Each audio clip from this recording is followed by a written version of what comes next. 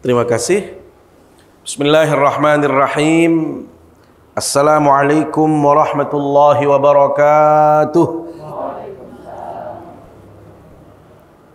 Alhamdulillahi rabbil alamin. Wabihi nasta'inu ala umurid dunya waddin. Wassalatu wassalamu ala ashrafil anbiya'i wal mursalin. Sayyidina wa habibina wa syafi'ina wa maulana Muhammad wa ala alihi wa sahbihi ajma'in. Amma ba'du. Yang terhormat para pejabat di lingkup Dinas PMPD Dukcapil Provinsi Nusa Tenggara Barat, yang kami hormati ibu-ibu dharma wanita Persatuan Dinas Pemberdayaan Desa Dukcapil Provinsi Nusa Tenggara Barat, singkatnya hadirin hadirat yang berbahagia. Di hari Jumat yang penuh dengan kemuliaan ini, di tempat yang sangat mulia, saya mengajak kita semua untuk terus bersyukur kehadirat Allah Subhanahu wa Ta'ala. Karena kita yang hadir di majelis yang mulia ini mendapatkan begitu banyak kenikmatan dari Allah Subhanahu wa Ta'ala. Alhamdulillah, kita semua masih dalam keadaan sehat walafiat. Alhamdulillah, kita masih diberikan kesempatan, diberikan waktu oleh Allah Subhanahu wa Ta'ala untuk terus menambah kebaikan kita, meningkatkan amal saleh kita, memperkuat keimanan dan ketakwaan kita kepada Allah Subhanahu wa Ta'ala sebagai bekal kita menghadap Allah Subhanahu wa Ta'ala. Bapak Ibu, seringkali tiang mengingatkan, baik diri saya pribadi maupun kita semua, kita hidup di dunia ini, kata Rasul, kisarannya antara 60 sampai 70 tahun. A'maru ummati baina sittin ila sab'in. Umur manusia itu kisarannya 60 sampai 70. Kalau ada yang lebih dari 70, itu adalah orang-orang yang diberikan tambahan oleh Allah Subhanahu wa Ta'ala. Maka dengan hidup yang 60, 70 tahun, terkadang kita juga tidak mau kecewa, tidak mau sengsara, tidak mau sakit, tidak mau rugi. Bayangkan, ada di antara kita yang hidup di dunia ini mau apa? Misal sengsara? Ibu-ibu, kita mau sengsara di sini? Pak, ada yang mau sengsara, pilihannya dah, saya pilih yang sengsara saja dah, saya pilih nyakit-nyakit. Bapak Ibu, 60 tahun kita ingin bahagia, kita ingin senang-senang. Bayangkan untuk hidup 60 tahun di dunia saja, kita ingin bahagia, kita ingin senang. Logikanya Bapak Ibu, bagaimana hidup di akhirat kelak? Hidup di akhirat kelak, Bapak Ibu, itu kekal abadi selamanya. Dalam artian apa? Kalau kita benar-benar baik kehidupan kita di dunia, maka selama itu pula kita akan mendapatkan kebahagiaan di akhirat. Tidak ada batasannya lagi. Itu yang kita sebut dengan unlimited, ya, kekal abadi. Tetapi kalau jalan kita jalan yang sesat, jalan yang salah, jalan yang keliru, maka kehidupan di akhirat kelak terus kita akan mendapat siksa.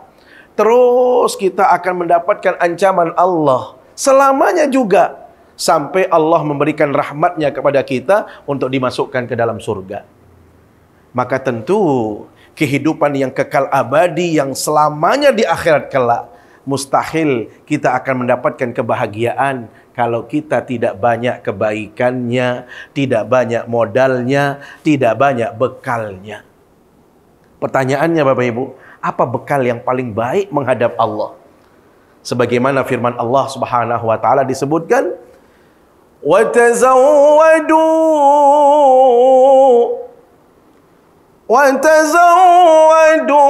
fa inna khairaz zadi taqwa." Wa tazawwadu, kata Allah, cari bekal yang banyak, cari modal yang banyak, tabungan yang banyak. Apa sebaik-baik tabungan dan bekal untuk menghadap Allah? Ketakwaan kita kepada Allah Subhanahu wa taala. Karena itu kita bersyukur bahwasanya kita hadir di sini. Ini adalah manifestasi daripada ketakwaan, dan kita juga bersyukur bahwasanya sebentar lagi kita akan berjumpa dengan bulan suci Ramadan, di mana kita tahu Ramadan itu salah satu tujuannya adalah la'allakum tattaqun. Semoga kita menjadi orang-orang yang bertakwa kepada Allah Subhanahu wa taala. Salawat serta salam selalu kita sampaikan ke hadapan baginda Rasulullah sallallahu alaihi wasallam. Panutan kita, teladan kita, contoh yang harus kita pedomani dalam kehidupan ini. Sekecil apapun Bapak Ibu, kalau itu merupakan sunnah Rasulullah, kalau itu contoh dari Rasulullah, mari kita hidupkan. Mari kita laksanakan, mari kita lakukan. Kenapa? Dengan hal-hal yang kecil tadi, kalau itu dari Rasulullah SAW, maka kita berharap mudah-mudahan kita mendapatkan syafaatnya di hari kiamat kelak. Amin. Ya Rabbal Alamin.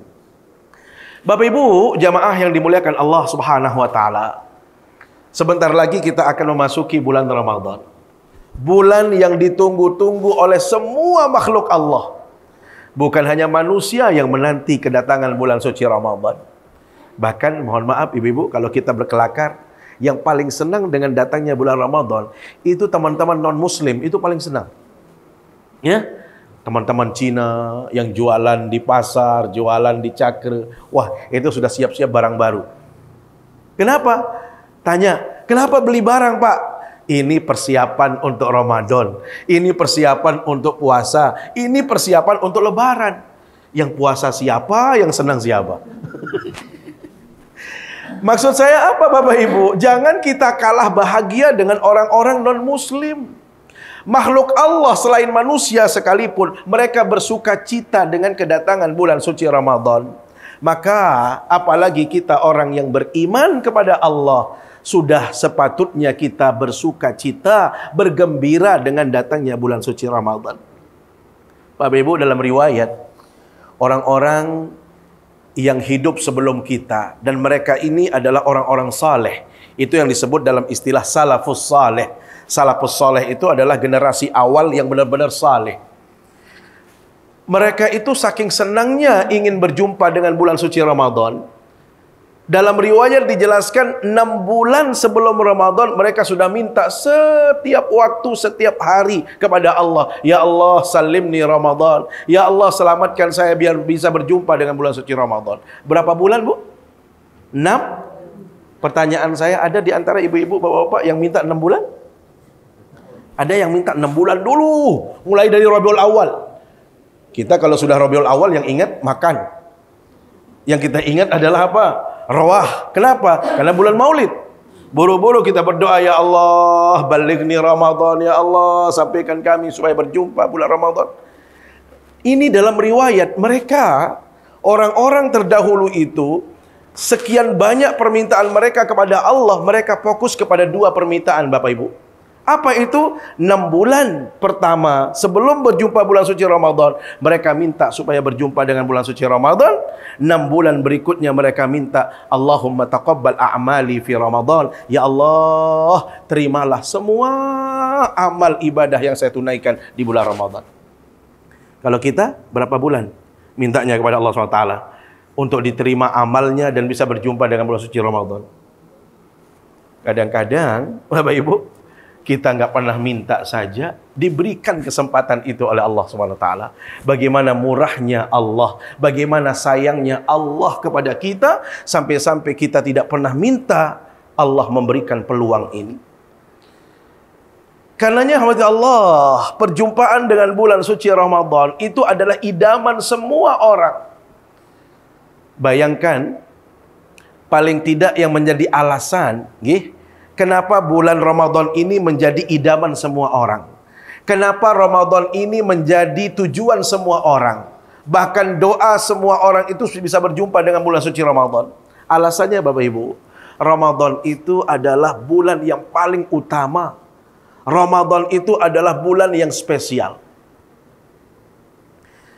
Kenapa kita katakan spesial? Mana buktinya bulan Ramadan ini spesial Bapak Ibu? Tiang tidak akan menghadirkan dalil yang banyak. Satu saja di antara dalil atau alasan mengapa bulan Ramadan ini spesial, mengapa bulan Ramadan ini istimewa sehingga kita harus bersuka cita. Bapak Ibu, dalam hadis disebutkan kullu amal ibni Adam yudha'af.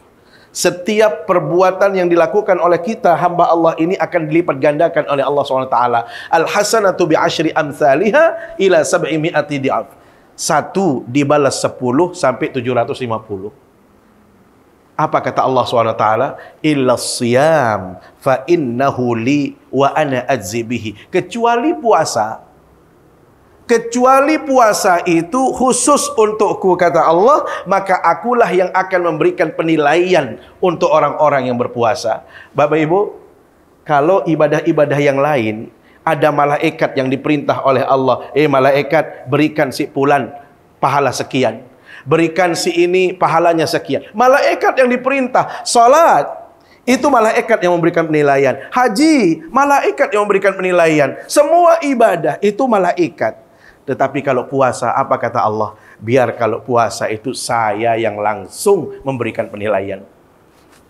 Bapak Ibu, beda tidak posisi atau paling tidak bergaining kalau KTU sama kepala dinas? Bunda, artinya kalau misalnya satu masalah itu langsung diatensi oleh kepala dinas, itu berarti ada sesuatu yang serius. Ada sesuatu yang harus diselesaikan. Kalau mungkin perkara-perkara biasa cukup kasih, ya, atau mungkin yang berwenang saja kasih. Tapi kalau langsung kepala dinas, apalagi kalau itu gubernur langsung, PJ gubernur turun, ini berarti sesuatu yang spesial. Maka bisa dibayangkan Bapak Ibu, ibadah ini yang langsung memberikan penilaian siapa? Allah. Sampai Allah berkata, malaikat biar saya yang berikan penilaian untuk yang ini saja. Maka saya yang memberikan penilaian. Berapa pahalanya Bapak Ibu? Bighairi hisab. Tidak ada bilangannya, tidak ada batasannya, tidak ada berapa jumlahnya, Allah yang tahu. Kalau ibadah yang lain bisa kita tahu 10 sampai 750, itu maksimal. Tetapi kalau ibadah puasa Bapak Ibu, ini hanyalah Allah yang tahu, Allah yang memberikan penilaian, maka nilainya itu bisa melebihi 750, bahkan kalau Allah berkehendak, itu tidak ada bilangannya. Kenapa seperti itu kata Allah? Karena ibadah ini ibadah yang spesial. Ibadah ini adalah ibadah yang paling utama. Karena itu kata ulama, Bapak Ibu ini muliakan Allah SWT, sepatutnya kita menerima kedatangan bulan suci Ramadan ini dengan penuh sukacita, rasa senang, bergembira. Makanya saya ingin bertanya ini, sebentar lagi kita berpuasa. Bapak Ibu, Ibu-ibu senang nggak datang bulan Ramadan? Benar senang? Tapi senang-senang lemes-lemes. Orang senang itu kayaknya gembira terus. Gimana sih kalau kita janjian sama pacar? Wih, kayaknya hidup ini sendiri kita yang punya. Wih, sedikit-dikit senyum. Nih, senang-senang lemes. Ini kadang-kadang ekspresinya saja tidak menunjukkan rasa senang, rasa bahagia.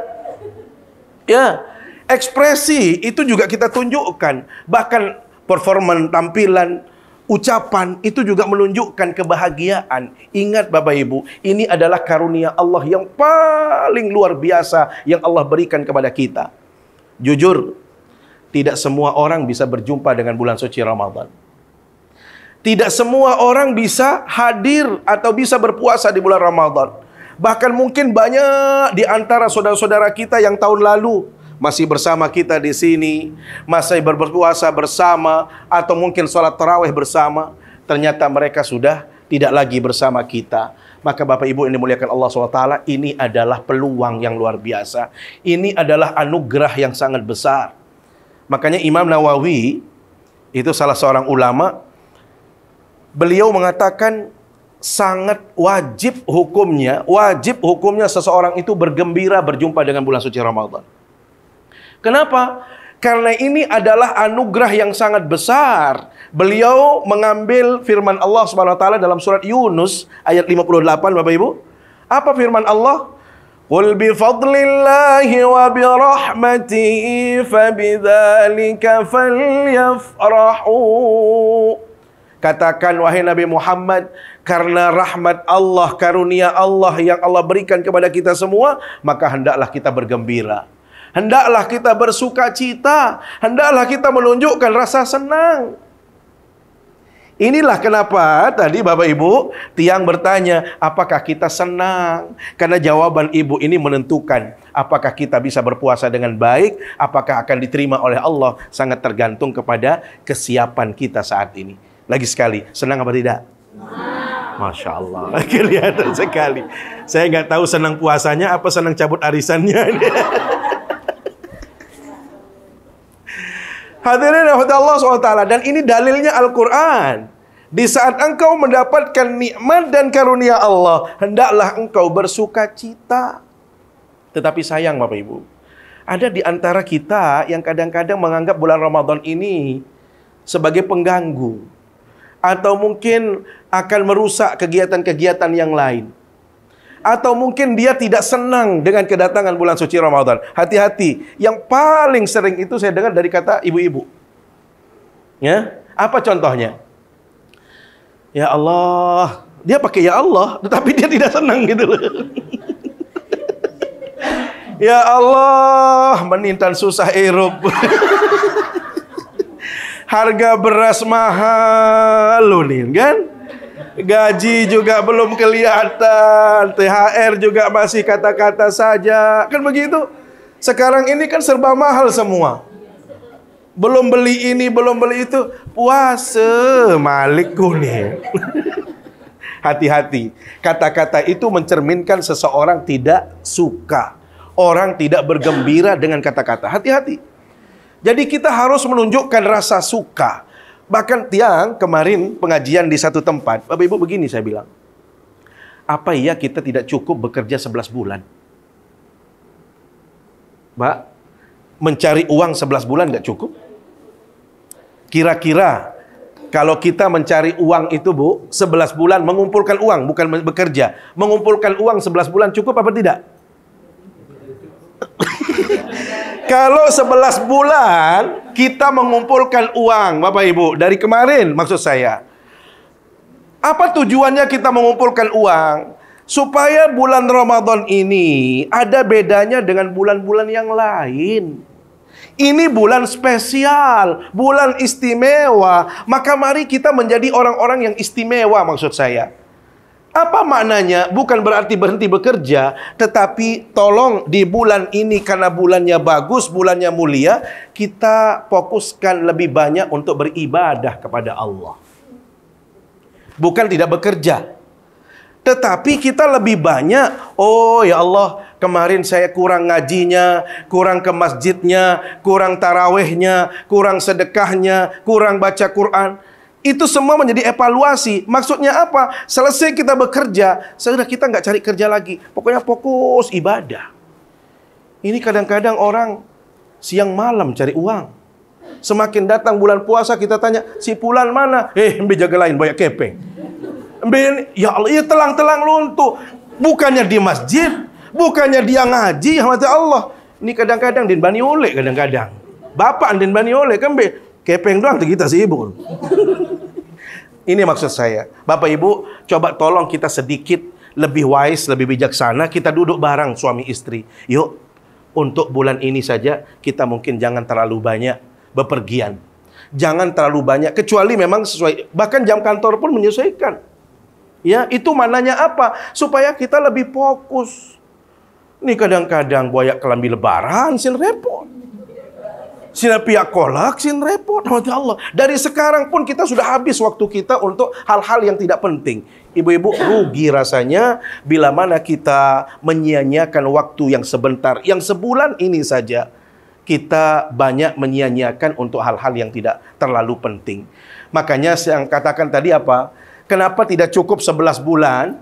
Ibu-ibu, yang sudah kita cari uang kemarin, sekarang ini kita alokasikan untuk kegiatan Ramadan, sehingga Ramadan ini tidak banyak kegiatan kita di luar.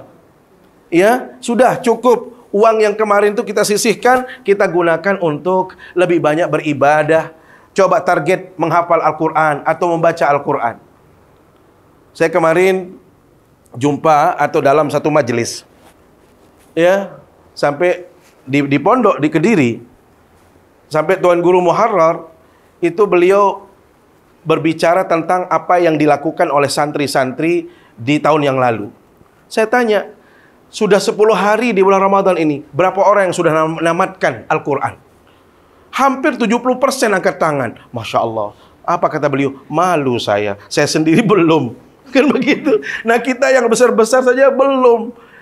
Ada yang sudah 2 kali, ada saja yang angkat. Nah, kita ini berapa kali sudah mengkhatamkan Al-Quran? Masa iya kita sibuk dengan buat kolak saja, Bu? Nanti saya ajarkan cara buat kolak yang benar.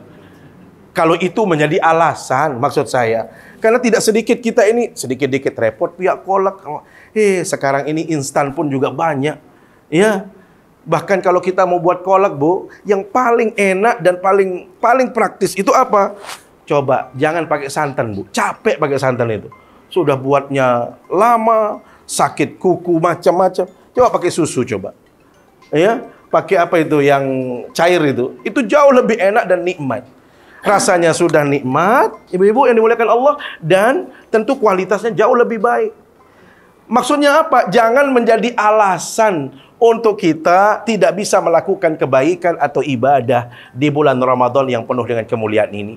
Karena itu Rasul Shallallahu Alaihi Wasallam memberikan gambaran bagaimana kita harus bersuka cita, bersenang-senang dengan menyambut datangnya bulan suci Ramadan. Sampai beliau berkata, ya baghiyal khair aqbil, wahai orang-orang yang cinta kebaikan, wahai orang-orang yang menginginkan kebaikan, ingin mendapatkan pahala yang berlimpah, terimalah datangnya bulan suci Ramadan ini dengan penuh sukacita.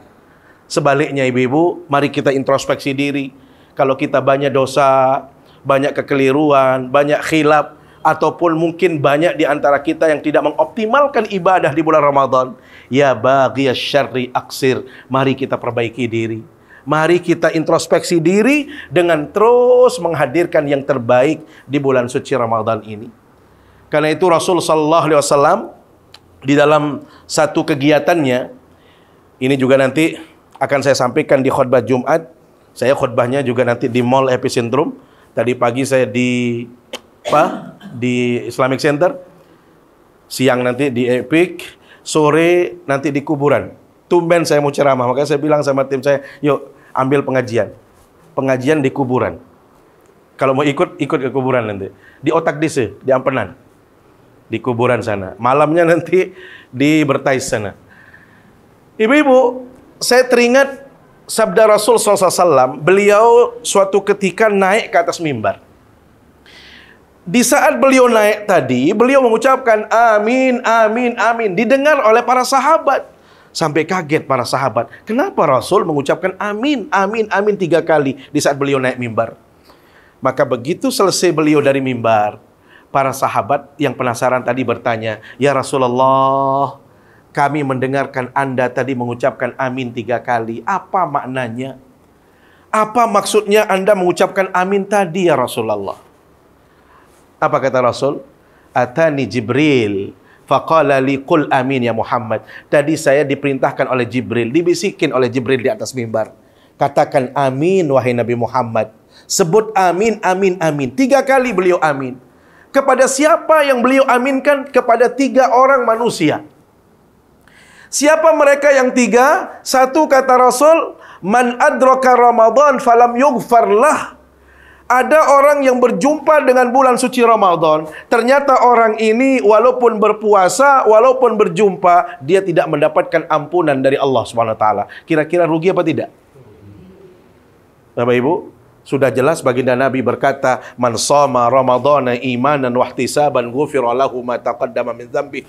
Barang siapa yang berpuasa karena keimanan dan mengharap ridha Allah, diampunkan semua dosa dan kesalahannya oleh Allah. Ternyata Rasul menyebutkan ada orang yang tidak diampunkan dosanya oleh Allah, dan orang ini diaminkan langsung oleh baginda Rasul SAW atas perintah Jibril.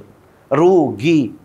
Rugi sekali. Kenapa? Jibril memerintahkan Nabi Muhammad mengatakan amin kepada orang yang berjumpa dengan bulan suci Ramadan, tetapi dia tidak mendapatkan ampunan.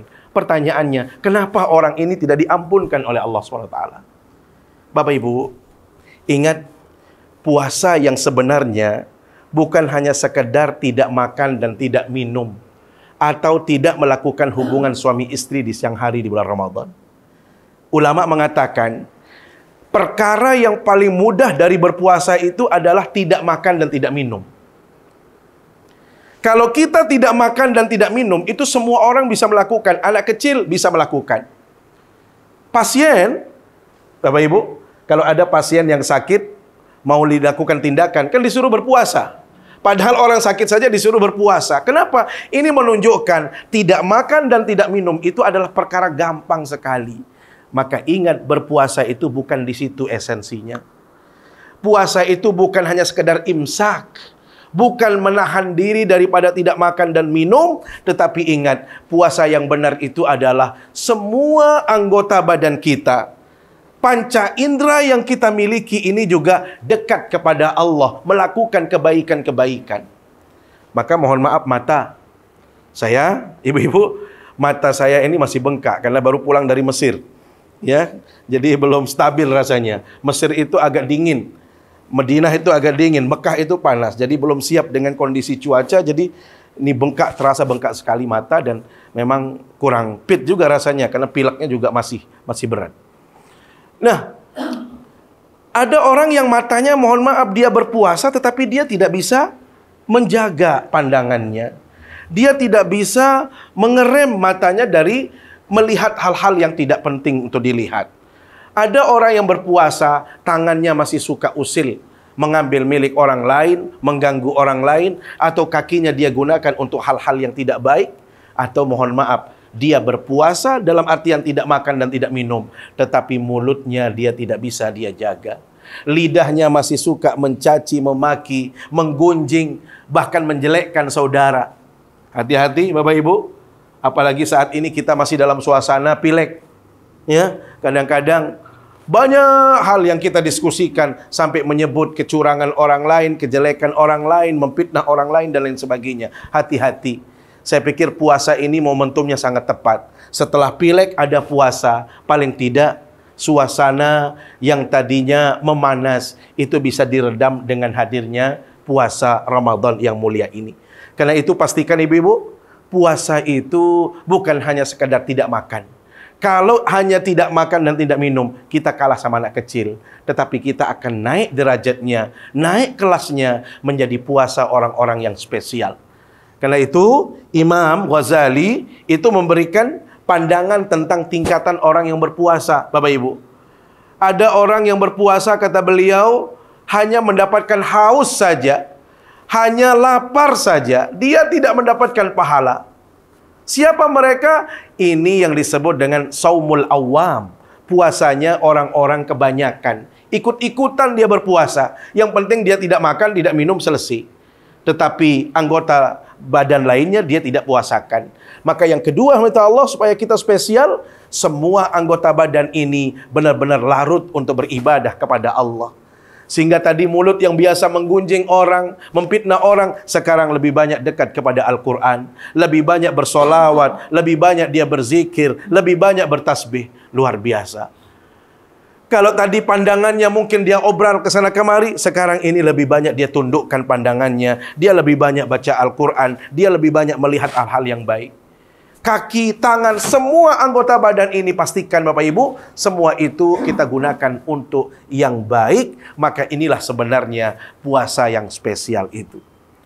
Maka Rasul SAW tadi katakan, ada orang yang didoakan amin, kata Rasul. Dia berpuasa tetapi dia tidak optimal melakukan ibadah. Dia tidak menghadirkan qiyamul lail, dia tidak menghadirkan ibadah-ibadah, maka orang ini tidak akan mendapatkan ampunan. Kira-kira rugi apa tidak, Bu? Ibu-ibu mau rugi apa untung? Bagaimana caranya? Kita yakinkan diri kita dan kita evaluasi diri kita bahwasanya Ramadan ini harus menjadi kado terbaik kita di tahun ini. Siap? Alhamdulillah. Yang kedua, Rasul mengaminkan orang Siapa mereka? Man dzukirta indahu falam yusalli alaik. Orang yang disebutkan nama Nabi Muhammad, tetapi dia enggan melanjutkannya dengan bersolawat atas baginda Rasulullah sallallahu alaihi wasallam. Ada orang yang menyebut sallallahu alaihi wasallam, dia diam. Atau Nabi Muhammad bersabda, dia diam. Dia tidak ikutkan dengan solawat. Idealnya Bapak Ibu, setiap nama Nabi disebut, kita harus mengucapkan sallallahu alaihi wasallam atau Allahumma salli wa sallim wa barik. Itu harus. Ternyata ada orang yang disebutkan dia tidak mau seperti itu. Apa kata Rasul? Inilah orang yang disebut dengan paling rugi hidupnya. Maka Rasul katakan amin, amin, amin. Orang ini benar-benar tidak diampunkan dosanya oleh Allah Subhanahu wa taala karena dia tidak mengikutkan salawat tadi di dalam ucapan dia. Maka Bapak Ibu yang dimuliakan Allah SWT, salawat itu adalah ladang pahala yang besar. Jangan pernah malas bersolawat. Jangan sampai kita tidak mau bersolawat. Bapak Ibu, salawat itu bukan hanya sekedar sumber pahala. Mohon maaf. Bukan hanya sekedar dibalas dengan 10 kebaikan oleh Allah. Tetapi apa yang menjadi hajat Bapak Ibu? Apa yang menjadi keinginan kita?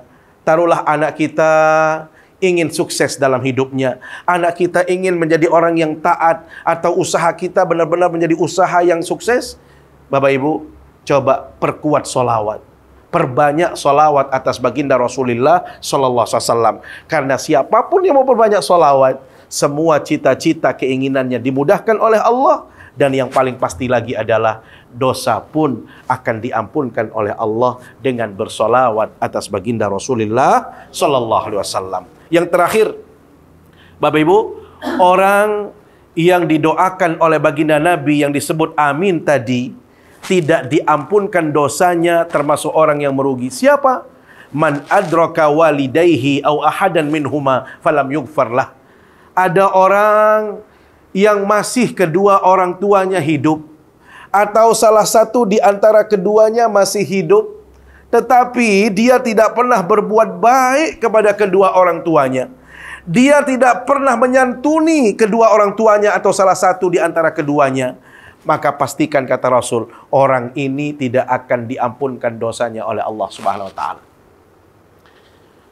Bapak Ibu, kita sering atau pernah yang menyampaikan di sini bagaimana ceritanya Alqamah.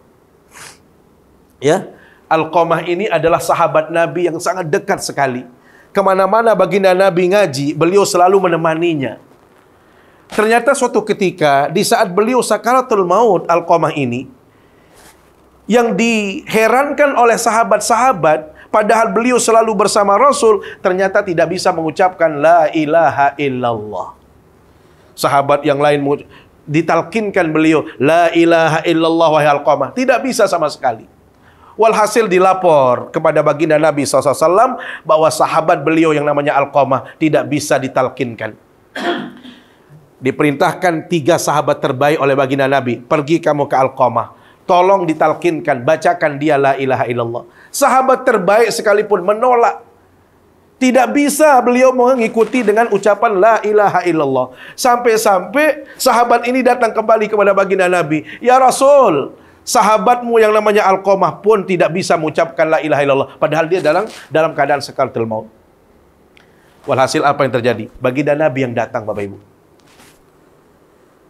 Apa yang dilakukan oleh baginda Nabi? Beliau bertanya, adakah di antara yang hadir di sini ibunya Alqamah? Oh iya, saya ibunya Alqamah ya Rasul. Sudikah engkau memaafkan Alqamah? Tidak. Tidak ya Rasul, saya tidak mau memaafkan Alqamah. Kalau begitu apa kata Rasul? Mana sahabat-sahabat saya? Tolong kumpulkan kayu bakar.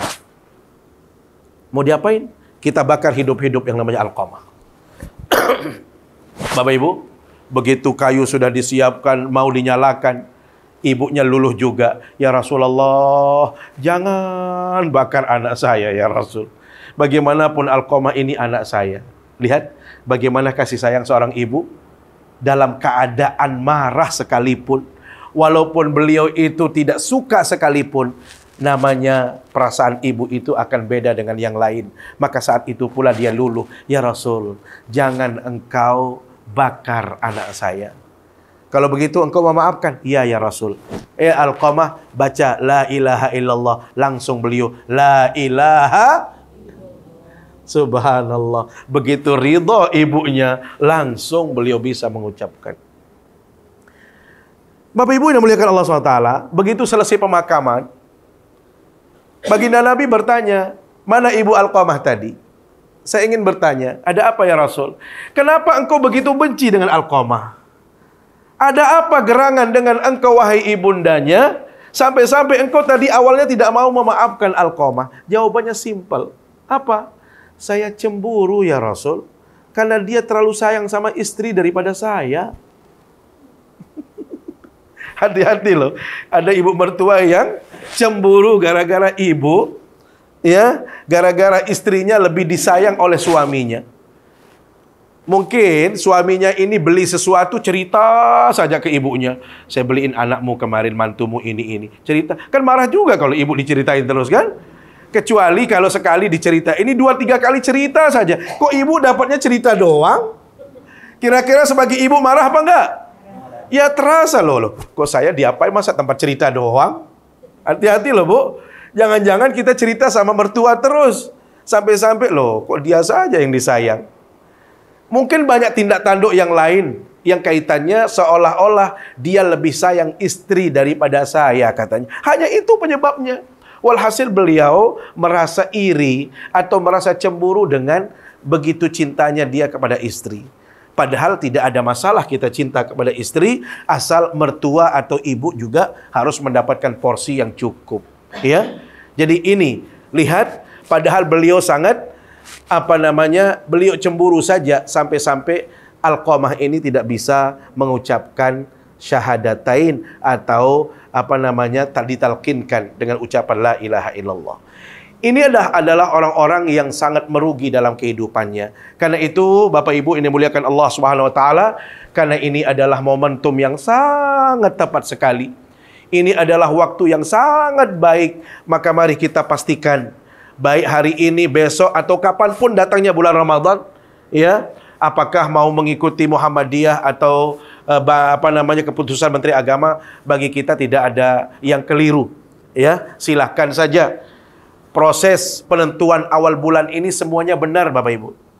Ya, kenapa? Muhammadiyah itu menggunakan sistem hisab yang disebut dengan wujudul hilal. Wujud hilal itu artinya apa? Hilal itu sudah ada, bulan sabit itu sudah ada.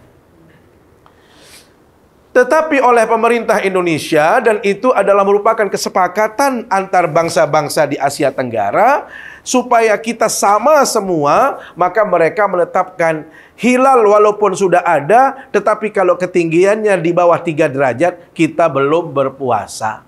Maka dia harus pakai 3 derajat. Inilah yang sebenarnya berbeda Bapak Ibu. Jadi bukan masalah-masalah yang lain. Yang satu menggunakan 3 derajat, yang satu wujud hilal. Wujud hilal ini artinya bulan itu sudah ada. Cuma saja kriterianya belum sampai. Kalau 1,5 itu belum dihitung dalam pandangan pemerintah. Makanya waktu itu ditanya kepada Pak Yusuf Kalla. Karena beliau ini Pak Yusuf Kalla ini orang bisnis, beliau jawabnya pakai bisnis. Apa nggak bisa diturunin sedikit dan di situ dinaikkan sedikit? Jadi beliau itu pakai istilah naik turun karena orang bisnis. Maksudnya apa? Yang 3 coba turun sedikit, yang bawah naik sedikit. Kan ketemu jadinya. Dan itu jauh lebih soft sebenarnya, lebih bagus. Kalau misalnya kita sepakati 1,5. Mungkin bisa ketemu semua, alhamdulillah Allah. Tetapi inilah yang namanya manusia. Selama ada manusia, perbedaan pandangan, ide itu pasti ada. Maka yang penting dalam hal ini Bapak Ibu adalah kita mau mengikuti yang manapun semuanya benar. Asal tetap konsisten. Maksudnya apa? Jangan ikut puasanya. Misalnya, mudah-mudahan saja sama tahun ini kan? Mudah-mudahan tahun ini sama. Misalnya berbeda. Taruhlah misalnya ada perbedaan. Ini orang ini tidak konsisten.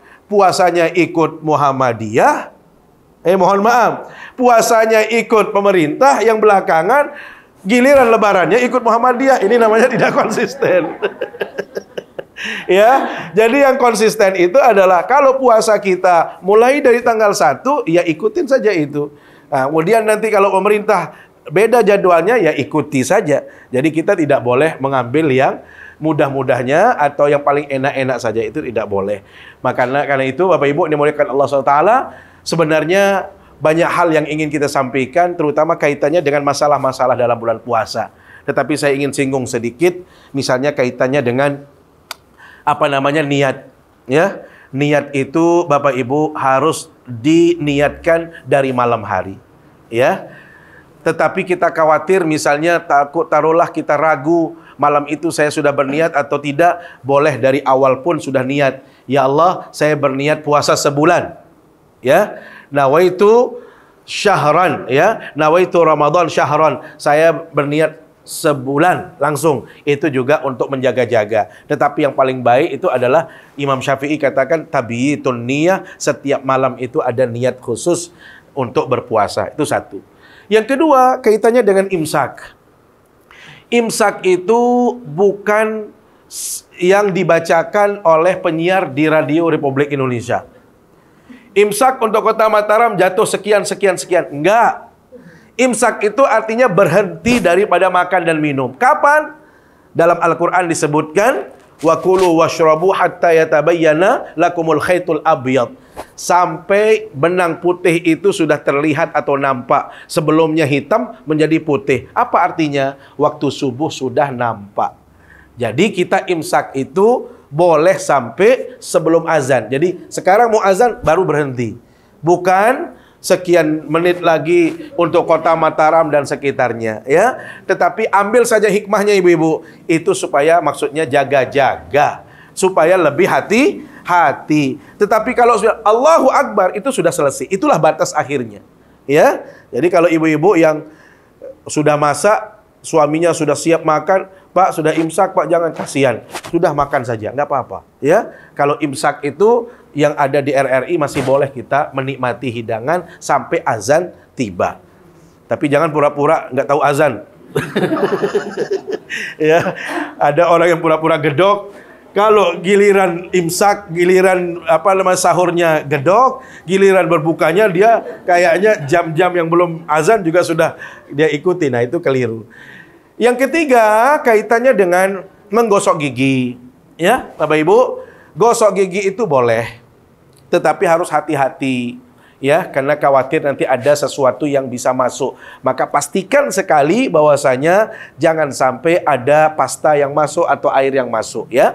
Karena itu kita sudah pengalaman menggosok gigi, ya. Tetapi ada orang yang pura-pura gosok gigi niatnya mau minum karena saking kepanasannya, mungkin saking hausnya. Jangan juga. Sama halnya dengan renang. Boleh renang bulan Ramadan, boleh.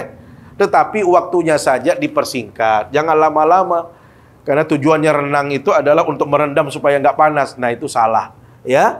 Karena mungkin kalau untuk olahraga yang tadinya biasa 1 jam, setengah jam, mungkin 10 menit atau 15 menit untuk sekedar merenggangkan otot-otot, boleh-boleh saja. Kemudian berikutnya, sikat gigi itu boleh dari pagi sampai zuhur saja, ya. Setelah zuhur itu namanya ba'da zawal, itu makruh hukumnya. Jadi kalau setelah zuhur, kalau tadi belum, ya sudah biarkan saja. Kenapa? Dalam pandangan agama, Allah menilai itu semua, bahkan bau yang tidak sedap itu akan dikembalikan oleh Allah menjadi bau yang sangat sedap. Kenapa? Karena orang ini sudah berpuasa. Banyak hal yang bisa kita sampaikan, tetapi karena waktu tidak mungkin kita menyampaikan semuanya. Kita berharap pastikan bahwasanya kita yang hadir di sini adalah orang-orang yang senang dan bersuka cita dengan kedatangan bulan suci Ramadan. Harapan kita mudah-mudahan kita bisa mampu melaksanakan ibadah ini sebaik-baiknya. Bahkan lebih baik dari tahun-tahun sebelumnya. Kita jadikan ini adalah Ramadan terbaik kita di dalam berpuasa. Demikian yang dapat kami sampaikan. Terima kasih atas segala perhatian dan mohon maaf bila ada hal-hal yang kurang berkenan. Aqulu qawli hadza wa astaghfirullah li wa lakum. Aqulu qawli hadza wa astaghfirullah. Wassalamu alaikum warahmatullahi wabarakatuh. Alhamdulillah, mudah-mudahan apa yang disampaikan tadi